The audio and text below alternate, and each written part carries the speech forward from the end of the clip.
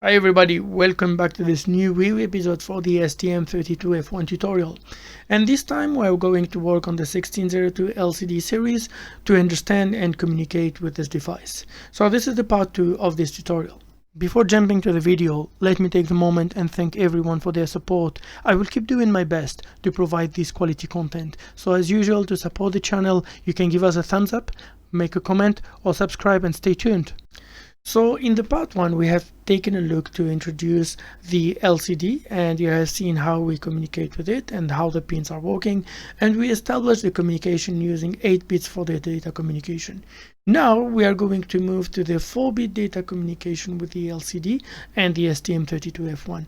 Just for everyone, we are going to use the code that we used in the part 1. So I quite advise you, if you didn't take a look at the part 1, to review at least the first part where we understand how this LCD is working and how we are going to establish the 8-bit data communication.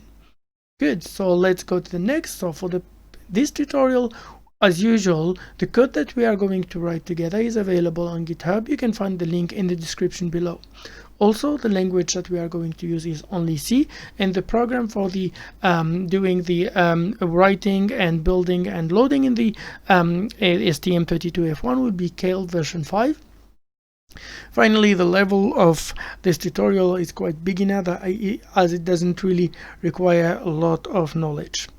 Okay, so let's jump to the hardware. So we are going to use the STM32F1, aka Blue Pill, and also a 1602 LCD screen. Actually, the one I'm using is the Hitachi screen, just in case. Good, so now for this tutorial, first of all, I would like to show you the 1602 LCD datasheets. Why I'm putting datasheets? Because there's a lot of them. They have all of them almost the same idea or logic, but just to show you a part of the 3. So when you are going to get a more deeper understanding and you'd like to get more, you can choose a better one. So I will show you 3 ones and which one I would prefer.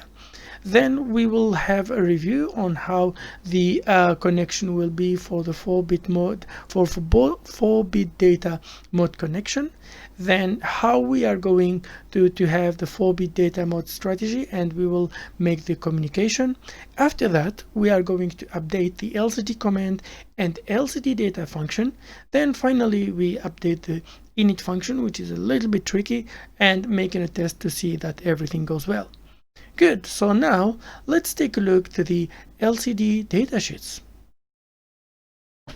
Okay, so I'm sharing with you here 3 PDFs that I found. The first one is the Hitachi, and there's 60 pages. It's the HD44780U, and this is the LCD I'm actually using for this example. And also there is another datasheet for the LCM module, something that have a TC1602A. Most of them have this 1602A. And finally, another one for Zymen Amotech something. And this document has been prepared by Kui, checked by Chen, and approved by Ye. Yeah, that's good. So for this 3D one, so this one is probably the most detailed one and has a lot of explanation. I quite recommend this document to review. But there's sometimes too much details and you don't really need to go for them. So that's a little bit what confused me a little bit when I started doing this, using this document to develop the program. But there is a part where it's very interesting, which is actually this. Let me check. Yeah, that's quite a long one. So this is the part that I used to create the 4-bit data transfer, but you have to read quite a lot, the document quite extensively to understand how to do it. That's one of the drawbacks of this document. So if I go to this document then, so this one is much shorter, 18 pages, and it has a very straightforward communication about how to program. This table is very interesting, so you can see the time, and that's quite straightforward and good, but there is not really so many details about how to make the 4-bit interface. So it's a little bit not clear sometimes and short in explanation, but it's not really that bad. And finally this one too, so the data, let me put it like this. It's a 22 page, also quite short in explanations, quite very short, and sometimes you don't get some relation between the data. So this is the one that I recommend to read this table. It's quite simple, it's simpler, but if you need to have a full understanding, sometimes there is not a really good connection between the data. In general, so all the document, whatever the manufacturer, are almost going through the same logic. So using one document will cover most of the 1602 LCD. I wanted to share with you that so you don't get confused when you start taking a look for these 1602 LCDs. So we had a quick review on the 1602 LCD datasheets. I hope that will be helpful to you. And now let's take a look to the connection of how to connect the LCD for the 1602 4 bits data mode to the STM32F1. So mainly the connection is staying same for the power pins. So we are going to apply the 5 volt to the same pin as we have done for the 8-bit data mode. But the change that we are going to have is for the data pins. So we are going to connect only data pin 4 to 7 with the pin port for the port A pin 4 to 7. That's all. That's the change what we are going to use. And why I'm using this one again, it's to simplify as much as possible the pin operation when we will apply to the port register. Good. So now let's share with you how the 4-bit data mode strategy works. So this is a copy from one of the data sheets that I shared with you before. So the communication goes in a way that first we start by, let's put it here, so let's put the table in. So we start first by as usual putting the setup pin high or low for the register select, and then the right pin, the read write getting low, and then we wait a bit. After that, we are going to do the same operation that we have doing, but only sending 4 bits at a time. And we are going to send the first 4 bits and of the data using the 4 pin. We wait for 20 microseconds, and then we send again the remaining 4 bits. That's the operation. So there is a little bit of logic to apply, but there is not really something complicated. So what we have to do is just sending the 4 bits and then sending the remaining 4 bits of the data. And that's how this operation is working for both instruction register or the data register. Okay, good. So now we have seen the logic. We are able to go and start updating our command data and also the LCD data function. Okay, so here we are starting back from the code that we finished in the 8 data transfer scheme. So now we are going to use exactly the same code to update it, and there's not so many updates. There's one tricky, but let's start. So first of all, we need to update the command and data function that we created before. So we go to data, and in the 8 sending 8 data one, we have to change a little bit few things. So here it's not anymore from 0 to 11, but it's just 4 to here 7, and you can do it for both the LCD for the command 2. And we are not anymore sending 8 bits at a time or 1 byte. So first of all, we need to clean only the second second 4 bits. So here putting also F, and for data here I need to put data and, just in case, 0 hexadecimal number 00F0. Okay, so this is the part 1 where we pass only the first the from bit 7 to bit 4. Okay, so after that we add a small delay here of 20 microsecond. Okay, and we are going to repeat almost the same thing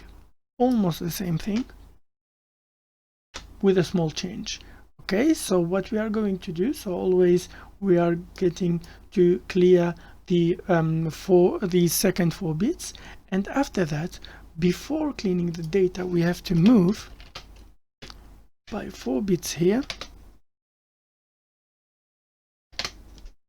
and that's all. This is what we need to do here, and let's just copy paste the whole thing that we made here, because we are reusing the same variables.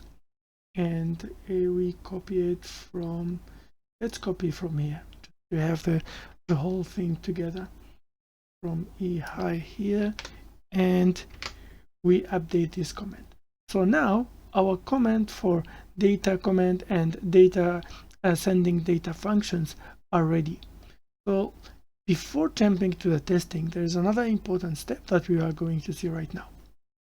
Okay, we just finished the LCD command and LCD data update functions. It was quite straightforward and simple, and we can jump on updating the init function and having the test. Just to let you know that the init function can be a little bit tricky for the update. So if you do have any question, please add them, put them in the description below. I'll be happy to guide you within the process again. Thanks.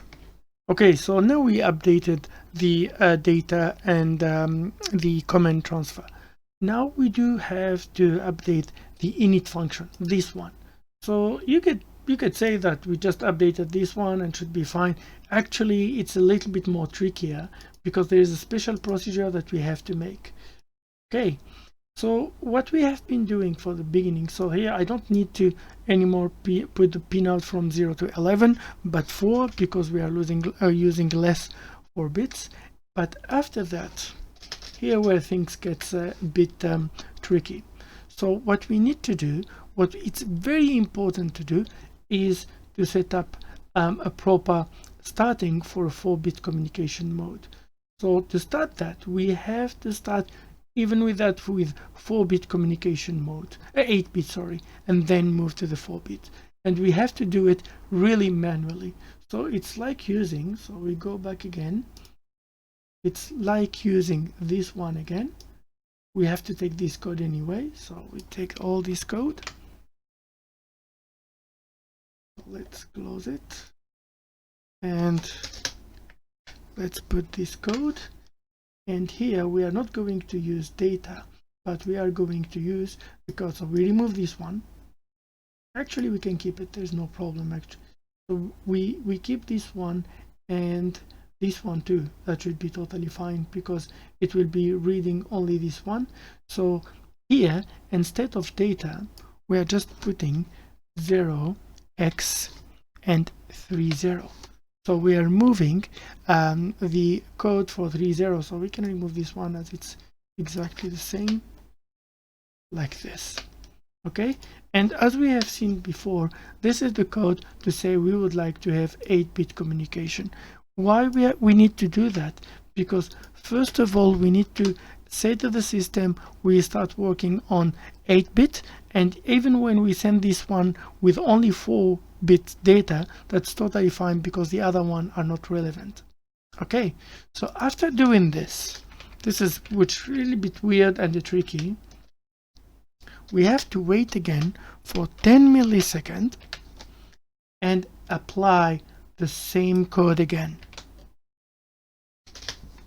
Okay, this is a foolproof safe. I don't know why, but this is what after reviewing quite a lot of manuals, that should be the way of doing it.